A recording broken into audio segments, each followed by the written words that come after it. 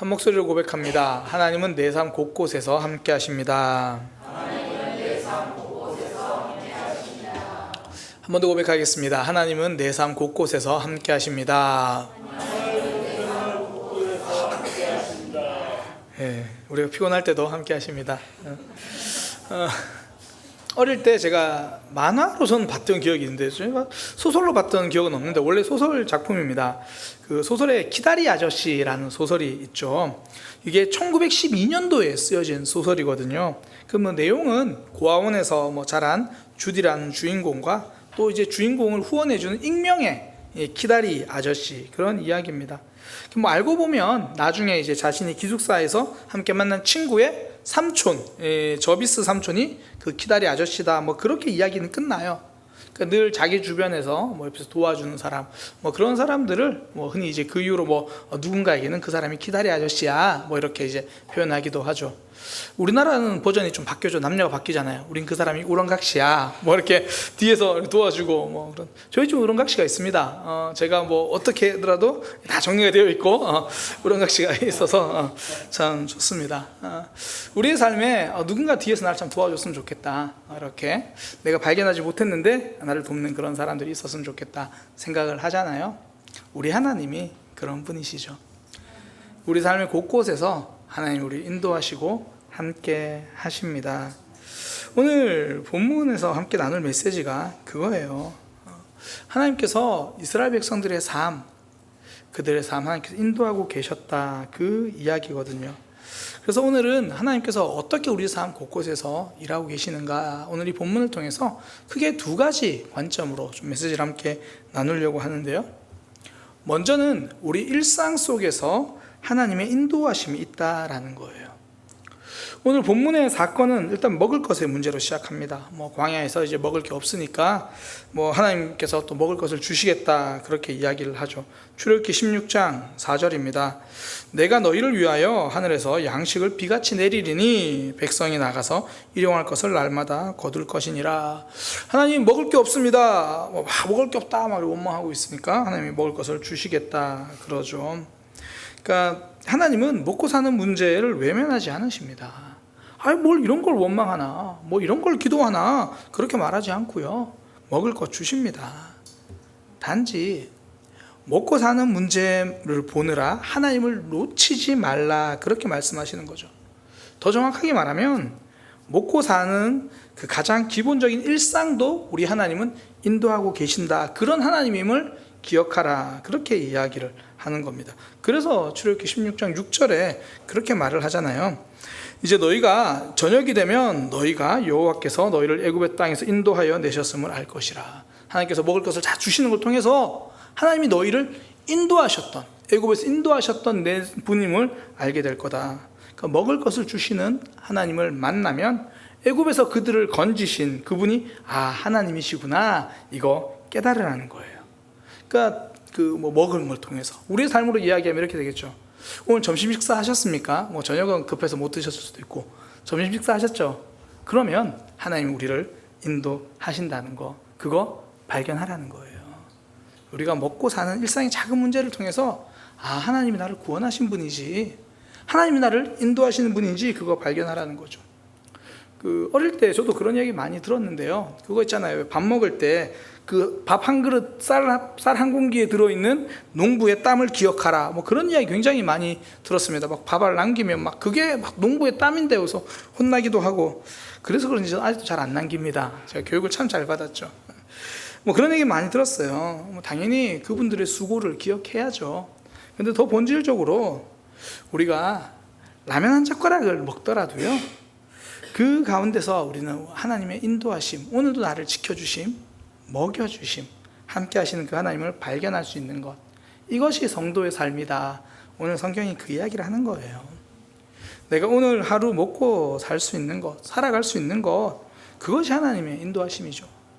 갑자기 암세포가 확 사라지고 10층에서 떨어졌는데 멀쩡하고, 그것도 하나님의 보호하심이긴 한데, 그러나 암에 걸리지 않고 또 암에 걸렸는데 극복할 수 있고, 오늘도 계단을 무사히 내려올 수 있는 거, 그거 하나님의 인도하심이에요.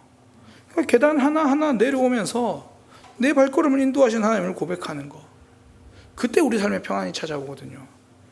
저는 가끔씩 제 아내가 계단에서 구를 때 이해를 못했어요. 이거 왜 계단에서 구르나. 한 2년에 한 번씩 꼬박꼬박 계단에서 굴렀던 기억이 나요. 최근 한 5년 동안은 그랬던 건 없는 것 같은데, 제가 얼마 전에 제 크록스 신발이 미끄러워서 살짝 계단에서 딱 넘어졌는데, 이게 영화에서 나오는 장면이 과장이 아니더라고요. 쭉 미끄러져 나가는데 하나님이 지키심으로 제가 이럴 줄 알고 살을 찌워놓은 거잖아요. 이게 다 무사한 거예요. 아무 걱정이 없는 거죠. 근데 그때만 감사한 게 아니라 한 걸음 한 걸음 내려올 수 있는 거, 그 감사하면요 일상에서 평안이 찾아와요. 외국에서 힘겹게 유학 생활하면서 생각지도 않게 장학금을 받을 수 있는 거, 그 하나님의 은혜죠. 근데 유학 생활 하는 동안 장학금 한 번도 못 받았어요. 근데 그때마다 아르바이트해서 학비를 충당할 수 있다면 그것도 기도응답이고 은혜죠. 실제로 제가 부산에서 한 청년이 이렇게 고백을 하더라고요. 자기는 일본에 있는 동안 열심히 아르바이트해서 돈 벌었대요. 근데 같이 이제 일본에서 신앙생활을 하는데 한 청년이 자기는 장학금을 받았다, 나는 일할 수 있었다, 이게 하나님의 은혜다. 이걸 발견하지 못하면 건강 주신 하나님을 놓치고요, 또 돈 없다고 원망만 하겠죠. 이거 발견하지 못하면 학교에서 배우지 못하는 귀한 경험을 배우고도 난 공부할 시간이 없었어, 이렇게 원망을 하는 거죠. 일상에서 하나님을 발견할 때 하나님이 내게 주신 복이 더 풍성하게 다가오는 거예요. 그걸 경험하는 거죠. 이게 뭐든지 알면 알수록 더 풍성해져요. 혹시 요즘 올림픽 보십니까? 제가 올림픽 좀 보거든요. 폰으로 이렇게 보는데, 역시 우리나라는 전투의 민족이에요. 칼, 총, 화살, 이런 거는 다 금메달이에요. 그 중에 제가 이제 사브레 단체전을 보는데요, 솔직히 점수를 왜 받는지를 모르겠어요. 보면 우리나라 선수 구본길 그 사람이 와 그래요. 그럼 점수 땄나 보다. 전 진짜 모르겠어요. 아무리 봐도 사브레를 다 찾아봤어요. 사브레는 이 겉면으로 벨 수도 있고 상체를 공격하고 그렇게 하는 건데, 그 새꼬쟁이 잘 보이지도 않는 휘청휘청 거리는 걸 저걸로 막았는지 찔렀는지 몰라요. 해설자가 흥분하면 가만 보다가 녹색불 들어오잖아요. 그럼 우리가 이겼나 보다. 모르니까 점수만 재밌어요. 이기는 것만 재밌어요. 근데 해설자는 그거 보고 감탄을 해요. 와, 저렇게 맞고 찌르다니, 저렇게 순식간에 공격을 하다니. 혹시 그거 보고 이해되시는 분 있어요? 언제 처음에 같이 한번 펜싱 보면 설명 좀 해주세요. 저는 모르니까 결과만 기뻐해요. 다 아는 이들은 그 과정까지 행복하게 즐겨요. 믿음이 그렇습니다. 모르면 응답만 기뻐합니다. 그 속에서 일상을 인도하신 하나님을 알게 되면 응답 그 이전에 나를 만들어 가시는 하나님을 보면서 풍성해지고, 혹은 내가 원하는 응답이 아니어도 이렇게 하나님이 나를 인도하셨구나, 그걸 알면서 기뻐하는 거죠. 초신자들은 내가 원하는 것이 응답되는가 아닌가, 그러니까 결승점만 보는 거예요. 점수가 지금 났나 안 났나 그것만 보는 거죠. 그러다 믿음이 조금씩 자라면 아직 결승점 기도응답 이전에 하나님이 나를 만들어 가시는 것을 깨닫는 거죠. 그전에는 이 직장이 어떻게든 달라지지 않으면, 저 상사가 그만두지 않으면 이게 응답이 아닌 줄 알았는데, 일상에서 나의 하루를 인도하신 하나님을 경험하고 나니까, 저 상사 밑에서 그래도 내가 오늘 하루를 견디면서 내가 성장하고 있다는 것이 하나님의 기도 응답이다라는 것을 발견하는 거죠. 이거 어떻게 발견할 수 있습니까? 오늘 하루 내가 먹은 밥 한 그릇 속에서 하나님의 인도하심을 고백할 때 가능한 거죠. 다윗 왕이 크게 실수한 게 두 가지로 나오잖아요. 많겠지만 대표적으로 이제 밧세바를 범한 사건과, 두 번째가 인구조사한 거. 인구조사가 왜 문제가 됐습니까? 이 나라를 부강하게 만든 게 자신의 힘이라고 생각을 한 거, 이게 문제였잖아요. 하나님이 사라지고 내가 남는 것, 얼마나 감사한지 모르겠어요. 일단 우리는 왕이 아니에요. 그래서 다윗처럼 인구조사를 할 만한 업적은 없어요. 근데 우리도 우리만의 왕국, 오늘 하루의 삶이 있잖아요. 거기서 단지 다윗은 나라고 우리는 밥 한 그릇이죠. 내가 오늘 밥 한 그릇 먹는 거, 이거 내심으로 먹었다고 하는 순간 다윗과 똑같은 범죄가 되는 거고요. 이거 하나님이 내게 주신 거다 생각할 때 그때 모든 삶 하나님의 인도하심임을 깨닫게 되는 거죠.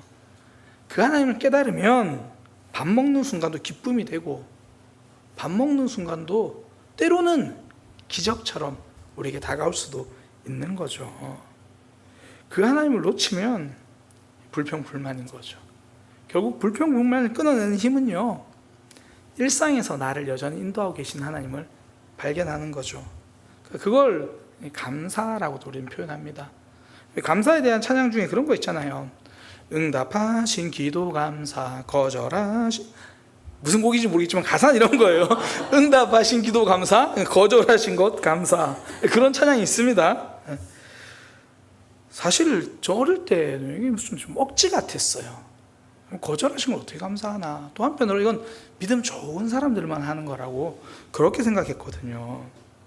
뭐 실제로 우리가 거절하신 그 하나님에 대해서 원망까지는 안 해도 실망할 때 있잖아요. 어떨 때는 실망할까봐 그거 기도 제목으로 못 낼 때도 있잖아요. 거절하시면 실망할까봐. 그러니까 거절하심에 대해서 감사가 잘 안 돼요. 그런데 일상에서 주실 만나와 메추라기, 내가 먹는 한 끼 식사가 하나님의 은혜라는 걸 알면, 그러니까 거절을 함에 감사가 아니라 거절 속에서도 일하고 계신 하나님이 보이는 거예요. 그 하나님을 감사하는 거죠. 그러니까 거절하신 하나님을 저는 이 수준은 안 돼요. 거절하심을 감사하는 게 아니라 거절하셨지만 여전히 내 삶에 또 다르게 세밀하게 일하시는 그 하나님 보면서 더 크게 감사하게 되는 거죠. 하나님을 발견하게 되니까. 하나님은 이스라엘 백성들이 하나님께서 그들의 일상을 책임지시고 계시는 분이라는 것을 깨닫기를 원하시는 거예요. 왜냐하면 그들은 출애굽기의 10가지 이적, 홍해가 갈라지는 이적을 보고도 지금 광야에 먹을 게 없다고 원망하잖아요. 그 큰 일은 하나님이 하셨다고 인정하지만 일상의 작은 부분에서 하나님 붙들지 못해요. 그래서 하나님이 모세 아론을 통해서 이스라엘 백성이 하시는 말씀, 이제는 하나님의 임재를 경험하자, 함께 하신다는 걸 알자. 그래서 광야로 나가서 광야를 보게 하시잖아요. 출애굽기 16장 10절에 보면 아론이 이스라엘 자손의 온 회중에게 말하며 그들이 광야를 바라보니 여호와의 영광이 구름 속에 나타나니라. 출애굽의 10가지 이적 속에만 하나님 계신 게 아니라 지금 광야에, 지금 우리가 있는 이 자리에 하나님의 영광이 함께 하신다라는 거예요. 그러니까 그들에게 밥을 주는 게 단순히 밥 먹는 것 그 자체의 목적이 아니라 밥을 먹으면서 일상에 지금 함께 하시고 인도하시는 그 하나님을 깨닫기를 원하는 거죠. 그래서 오늘 본문 마지막 12절에 보면 이렇게 이야기해요. 너희가 해질 때 고기를 먹고 아침에는 떡으로 배부르리니 그래서 내가 너희 여호와 하나님인 줄을 알리라. 그러니까 우리의 삶을 이야기한다면 아침에 일어나서 밥 먹고 출근하고 뭐 저녁에 퇴근해서 물 한 잔 마시고 저녁에 퇴근해서 치킨 먹으면서 잠드는 모습, 그런 삶 속에서 하나님께서 우리를 인도하시는 것을 알 수 있다고 말씀하시는 거예요. 그 평범한 삶 속에서 하나님을 만나게 될 것이다 말씀하시는 거죠. 이스라엘 백성들은 텅 빈 광야를 보면서 그 구름 속에서 하나님의 영광을 봤잖아요. 이제 우리는 우리의 일상 속에서 하나님의 영광, 하나님의 일하심을 볼 시간입니다. 그걸 보는 거 가장 선명하게 표현하자면 앞서 말씀드린 것처럼 저는 감사라고 생각해요. 이스라엘 백성들의 모습을 뒤집으면 되잖아요. 그들은 원망했잖아요. 그럼 우리는 주신 것에 감사하면 이게 하나님이 일하신 거구나.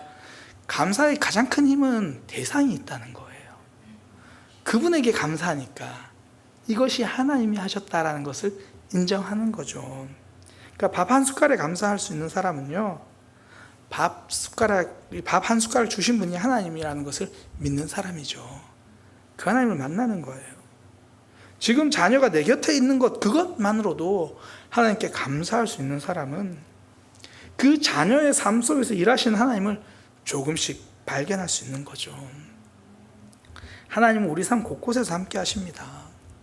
우리의 작고 평범한 일상에서 하나님 함께 하시는 거예요. 지금 음식 없다고 원망하니까 그걸 통해서 내가 줄 건데 이로써 너희는 내가 여호와인 줄 알리라. 이로써 내가 애굽에서 너희를 인도하여 낸 줄 알리라. 일상에서 밥 먹는 것, 우리 평범한 삶 속에서 여전히 인도하시는 그 하나님을 발견하는 저와 여러분이 되기를 소망합니다. 우리 하나님 우리 삶 곳곳에서 일하시는 거예요. 그 두 번째, 우리 삶 곳곳에서 일하시는 하나님 우리가 어떻게 발견할 수 있냐면요, 사람이에요. 그냥 만나는 사람이 없다는 거예요. 모든 만남 속에는 하나님의 계획이 있습니다. 오늘 본문에서 모세와 이스라엘 백성들의 대화를 가만히 보면 좀 재밌어요. 이게 뭔가 서로가 말이 안 맞아요. 먼저 백성들은 모세와 아론을 원망하거든요. 16장 2절인데 이스라엘 온 회중이 그 광야에서 모세와 아론을 원망하여 이렇게 원망을 합니다. 그러면서 모세가 자기를 인도했다 그렇게 말해요. 3절에 보면 너희가 이 광야로 우리를 인도해내어 이 온 회중이 줄여 죽게 하는도다. 그러니까 모세 보고 인도했다 그러고 모세 보고 원망하고 있어요. 그러니까 백성들은 지금 모세만 보고 있거든요. 그들을 원망하는데 그때 모세는 백성들에게 뭐라 그러냐면 너희가 지금 우리를 원망하는 게 아니라 그거 하나님 원망하는 거야. 그렇게 이야기를 합니다. 16장 7절에 보면 여호와께서 너희가 자기를 향하여 원망함을 들으셨습니다. 이스라엘 백성은 분명히 모세와 아론을 원망했는데 너희 그거 하나님 원망한 거야. 그러면서 우리가 누구이기에 우리에 대해서 원망하냐. 야, 우리가 인도했겠냐. 우리가 한 거 아니야. 그렇게 말하는 겁니다. 우리가 얼마나 대단하다고 너희를 인도한 거냐. 아니야, 하나님이 하셨어. 그러면서 8절에 선명하게 이야기를 하죠. 여호와께서 자기를 향하여 너희가 원망하는 그 말을 들으셨다. 우리가 누구냐. 너희의 원망은 우리를 향한 게 아니고 여호와를 향하는 거다. 그러니까 모세와 아론이 이스라엘 인도한 리더는 맞죠. 맞습니다. 그런데 그들을 이스라엘 백성들에게 보내신 분은 하나님이죠. 출애굽의 계획도 이스라엘 백성들 앞에서 말한 사람은 모세와 아론이에요. 그런데 그거 계획한 분 하나님이고, 바로 왕 앞에 섰던 사람은 모세와 아론이 맞아요. 그러나 그 일을 진행하신 분은 하나님이시죠. 이스라엘 백성들은 하나님 손 안에 있습니다. 그리고 하나님은 모세를 통해서 일하시죠. 그러니까 모세가 한 게 아니라 하나님이 하신 거예요. 지금 이스라엘 백성들이 그 눈을 돌려주는 겁니다. 하나님을 봐야 한다는 거예요. 이스라엘 백성들에게는 모세가 했던 거죠. 그러니까 하나님이 모세를 통해서 그걸 보여주신 거죠. 그럼 오늘날 따지면 목회자일 수도 있고, 또 저에게는 우리 성도님들일 수도 있고, 서로에게는 지금 옆에 앉아 있는 사람들이죠. 하나님은 내 삶에서요, 우리의 삶에서 우리의 곁에 있는 사람들을 통해서 그렇게 일하시는 거예요. 우리의 삶을 출애굽 인도하시는 그런 역사를 내 주변 사람들을 통해서 하시는 거죠. 제가 우리 교회에 온 지 이제 딱 지난 주일이면 만 8년이에요. 제가 7월 31일 날 이제 첫 설교를 했거든요. 전 아직도 그 참 재밌는데 아직도 기억나요. 설교 한 번 더 이제 결정됐다고 설교 한 번 더 하러 해서 왔더니 주보에 오늘부터 박명수 목사님이 사역하십니다. 참 재밌었던 기억이긴 한데, 제가 만 8년 사역해오면서요, 사실 제가 중간에 참 자신 없게 느낄 때가 많았거든요. 그때 한 분이 저한테 그런 말씀 자주 주셨어요. 하나님이 우리 교회 그 목사님을, 박 목사님을 담임 목사님으로 하나님이 세우신 거예요. 그러니까 그런 얘기를 굉장히 저한테 심하다 때마다 자주 해주세요. 그러니까 이게 제가 하나님이 세우실 만큼 자격이 있다, 아마 그분도 그런 의미로 하신 말은 아닐 거예요. 그 모든 과정 속에서 그 뒤에 일하신 하나님을 고백하는 거죠. 그러니까 사명의 자격 그걸 아니라, 또 자격 자체가 내 모습이 아니라 불러주신 하나님이죠. 실제로 목회하다 보면 저는 자격이 없어서 못하겠습니다 이렇게 말하는 분들 있거든요. 사실 딱 절반만 맞아요. 원래 우린 자격이 없어요. 자격이 없어서 못하겠다는 말은, 자격이 없다는 말은 맞아요. 그 자격이 없어서 못하겠다는 말은 엄청난 실수인 게, 지금까지는 자격이 있어서 한 줄 알아요. 아니에요. 우린 자격이 없는 거 맞고요, 자격이 있어서 하는 게 아니라 하나님이 맡겨주셨으니까 하는 거예요. 그 사람을 통해서. 그러니까 믿음은 하나님이 우리에게 다른 사명 맡기실 때까지 그 일을 감당하는 거예요. 내 자격이 아니라 나를 쓰시는 하나님이 그 부르심이니까 그래서 하는 거죠. 뭐 저도 역시 동일해요. 제가 우리 교회 와서 이제 제일 처음 송구영신 예배 때요. 송구영신 예배 때 이제 말씀 뽑기도 하고 성도님들 안수기도 하잖아요. 제가 이제 와서 고백하지만 그거 진짜 힘들었어요. 정말 어색했거든요. 우리 교회 성도님들이 저보다 신앙생활 대부분이 더 오래 하셨어요. 우리 교회를 말하는 게 아니라 신앙의 연수를. 그런데 이제 제가 그분들에게 모래 손 얹고 기도한다는 게 굉장히 어색하더라고요. 근데 저분들은 왜 고개를 숙이고 기도 받으시나?